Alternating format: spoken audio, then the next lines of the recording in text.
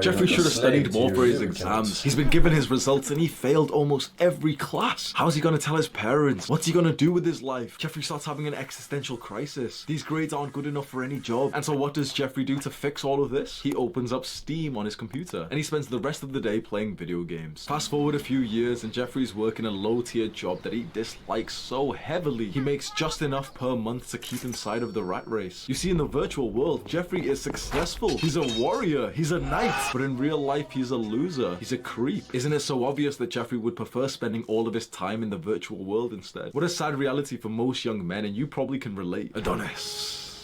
Adonis has built up a fantastic life through hard work, discipline, and consistency. Adonis was promoted to become the tribe leader. That level of responsibility and leadership feels so incredibly fulfilling to him. Adonis lives the ultimate male life. He lives the life that all men, whether or not they have the confidence to admit it, actually want. And that's because Adonis reserved all of his brain power, his energy, and his time for his accomplishments in the real world. Adonis has noticed more and more young men being consumed by these weird rectangle screens. It's strange. Why do they grind in these video games when they could grind in real life? You and I both know it's an absolute fact that video games attract losers. The truth is that something has to be lacking in your real life to be sucked into video games. Now take a second. The majority of video games are targeted towards the young male population. What do the majority of young men in schools, colleges, universities, or low-end jobs, what do they lack? They lack intimacy, love, sex, relationships. They lack status. They lack a feeling of brotherhood and connectivity and friends. And they lack feelings of accomplishment, feeling successful. Video games offer all four of these things in a very quick manner. These things that young men want can take years, even decades to get. But in a video game, in the virtual world, you can get feelings of these in just a few hours. Do this right now. Use your empathy to really feel what like a young man, like some 18-year-old man, feels when he's drawn into video games. He feels inadequate in the real world, like things are missing. But then he's offered this virtual world where he can get everything so quickly. And so he plays the game and he plays for a few hours and it feels so addictive. His dopamine's being spiked and he feels so happy and he feels so proud and so excited. He spends 3, 4, 5 hours playing this video game, and now when he logs off for the day, his life is kind of worse. He just spent 5 hours sat down on his crusty black computer chair. He ate shit food like snacks whilst he was gaming. He had important work to do which he's procrastinated on. Now technically all of those negative things should really make him feel so motivated to say, okay, I'm not going to play video games, I'm going to focus on the real world. But what seems to happen to a big percentage of men is that those extra pressures, like, oh, they've procrastinated from their work today, actually draws them back to the video game because it's so comfortable, till eventually his life in the virtual world is so much better than his life in the real world. In the video game, he's a dragon slayer. He has a clan of people who rely on him. But in the real world, he works a shitty job and he doesn't like his life. So it can be so easy for this young man to just start spending all of his time in the virtual world. And this is probably what you've experienced yourself, because we're talking about this young man, but the young man is you. The young man is me. When you put a face on the consequences of video games, it starts to get quite dark because you realize that the motivation that you've had to achieve something with your life, to level up, to get ready to become a father, to provide and protect for your family, that motivation has been stripped away from you and redirected into video games. And the Jeffreys around you will try and convince you that, no, you're the problem. It's your fault that you get addicted to them. They've been made to be addictive. It isn't your fault that you're addicted to video games because they've been carefully designed to be addictive. You're the victim here. And then the Jeffreys might say, oh, well, if you just play 1 hour a day, then it's okay. It's never 1 hour. Come on, if you've been a video gamer, you know 1 hour is not enough. You know that it takes like 5-10 minutes to even like get inside, like get into the game. And you have to wait 20 minutes for your dumbass friend who's making food. No one is playing 1 hour a day. Answer this question right now. Do you want to become successful? Because if you do, there's one thing that you really need to start implementing. Long-term thinking. Don't think about the outcome of just today. Think about where your life will be 5-10 years down the line when you make that decision. Visualize yourself quitting video games and see where the trajectory of your life would go. It would change so significantly. You would save so much time, but also like mental energy to put in more productive things. Now visualize.